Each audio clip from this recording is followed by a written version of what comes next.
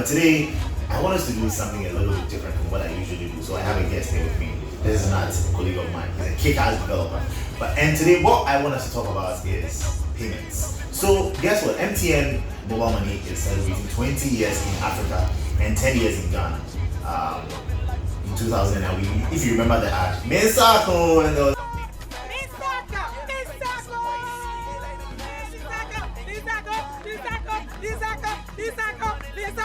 There were people running up and down, they received money and everything. We were all excited about that revolution. And with the 20 years anniversary of MoMo, MTN HQ wants to integrate artificial intelligence into it, such that, for instance, you're in WhatsApp and you're having a chat with your mother or somebody, and then they ask you to send them money and you want to send. With the AI, you can be able to initiate the transaction inside WhatsApp, or maybe on Facebook or on any other app. MTN wants to make it easy for you to do that. But in Ghana, MoMo has served us, but I mean, it's had its own issues. So today, that's what I want us to delve into and talk a bit more about that. But so what do you think about the entire MoMo revolution that came into Ghana some 10 years ago? Well, for me, when it comes to the entire mobile money revolution, it was more or less like something that came to relieve us from a problem we're looking for a solution for, but we were not able to solve. But they just came to solve the problem for us. And what was the problem? It was convenience. But we realized that at a point in Africa and even in Ghana, transferring money or making payments from one end to another was very difficult. Yeah. But then mobile money came to change the whole concept and made it very easy and very convenient. Just that with the challenges we're talking about, just that along the line, it became a bit challenging when it comes to security, and then because of all these fraudulent activities on the platform. But so far, so good. I mean, for the past 10 years, they've made their marks.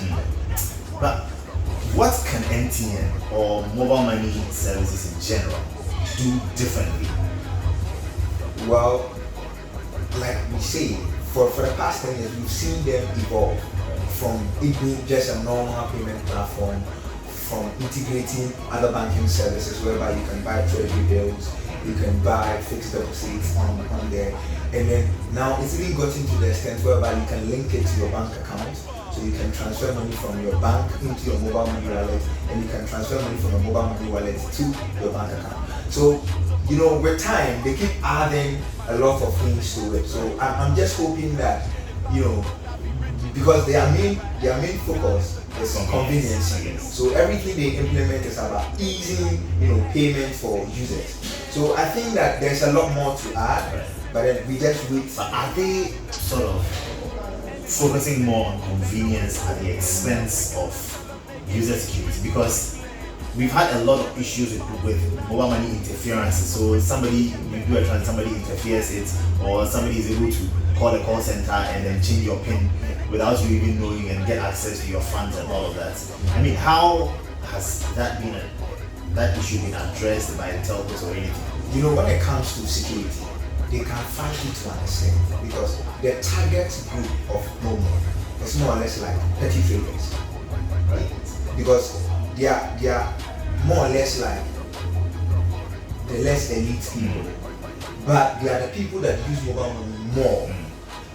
Banking platforms will give like the elite access, or the more or less like the technical know-how guys access to transfer funds using an app or using a web platform. But my grandmother in the market would not know how to do this. That is how come in 2009 their advert was in a village and an old man was saying Mensako. That's their target. You understand? How can these people use a platform when it comes to a complicated security? So it always has to come down to their level, and that is what has been the challenge. But I think as time goes on, they should just look for a way of implementing a better security that any lay person can still one time my dad had a call. So one of those prank calls that people that this like a friend of my dad's in London, that she was the one that was talking to him, and then for some funny reason the lady had a lot of information about my dad somehow, and then she said that she sent my dad some things into Ghana, but the courier service that is supposed to deliver the things to them need some amount of money, and so my dad should send them like 500 cedis or something like that, so that they will deliver the money and like a couple of other things. Unknowingly to my dad, I mean, my dad, he hadn't heard from that lady in so long, and so he just took his phone and transferred the money to the person. Later, only to realize that it was fraud. You know what they do is that, you know, in Ghana, right, when you're going to transfer money to someone, you go to a merchant, they will ask you what number are you transferring the money to. So you recite the number. So they normally stand around, so they know that, oh, you are sending money to this person, and this is the amount of money you are sending to the person. So they pick that information from there. Now they make a follow-up call to the person you sent the money to, because they know definitely you sent money to the person. So these are some of the ways they use in giving people when it comes to mobile money. And there are other means too, whereby people normally send SMS randomly to a number, and then they copy their mobile money SMS, send it to a number, and then they will call you and they'll be like, oh, I mistakenly transferred money onto your phone, so I want you to transfer.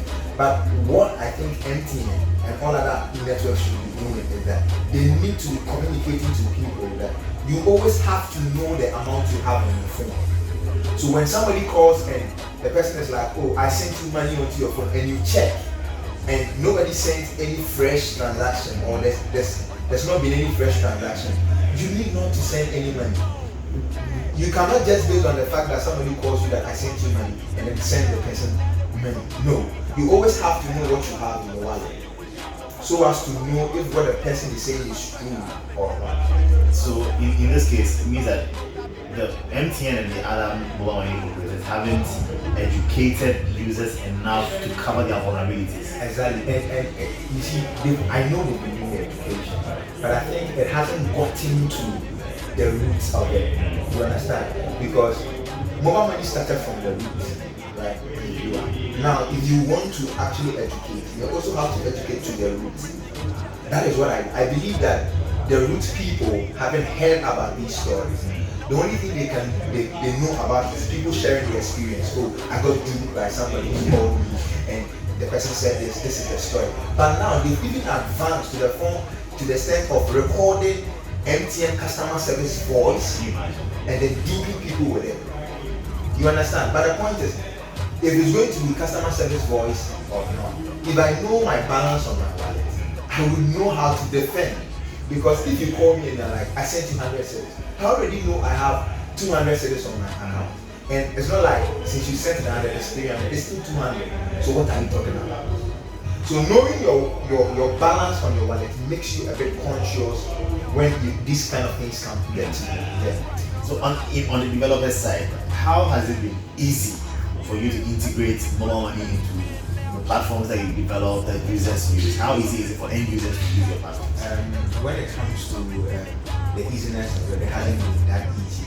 Even though for some time now it's been common, but then access to APIs isn't that easy. You have to go through third parties, and then going through third parties, there's a lot of wahala in acquiring an API. And there are a lot of charges too, because MTN is putting their own charges on it, and third parties are also putting their own charges. So it becomes, a long chain. You pay more charges. You pay more. So somebody wants to buy something for 5 cedis, but for the sake of charges, you need to put maybe 1% of it, so that or 2%, so that you take off your own charge and the merchant and the third party's charge plus MTN's charge. So it becomes a long chain. So I am thinking that MTN should just open up for developers to come straight to them. You understand? So that the charges chain will reduce a bit. But if they do that, and then access, you'll get a lot of developers trooping to their office. You don't need to open up for them to come to your office. All these third parties that we access APIs from, we don't go to their office. It's online. Right. If I have to provide my business document, I just provide, and then you give access to it. You understand? It becomes simple when I'm dealing with the telco straight than dealing with third parties. You understand? So I think that they should just open up so that we can just get the APIs from there. That's one. And two, the process, right? in issuing payments with their APIs. Now it's very long. Unlike first you just have to issue payment and then the user will receive a prompt and then make payment. Yeah. But because of the fraudulent issues and then all these security issues, now you will have to, after issuing the payment, you will have to go through a long process in order to make the payment.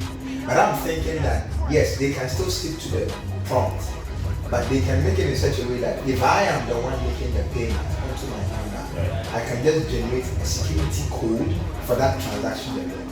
So if I get a prompt, before I even enter my MoMo PIN, I would have to make sure I know that security code to move to the PIN section. You understand? I think that will make it a bit secure and easy.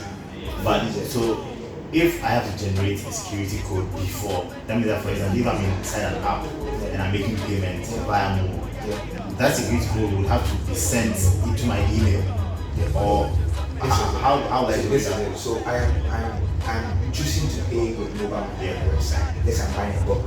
So I choose the book in the card, right? Yeah. I input a transaction secret PIN for that transaction, and then I issue.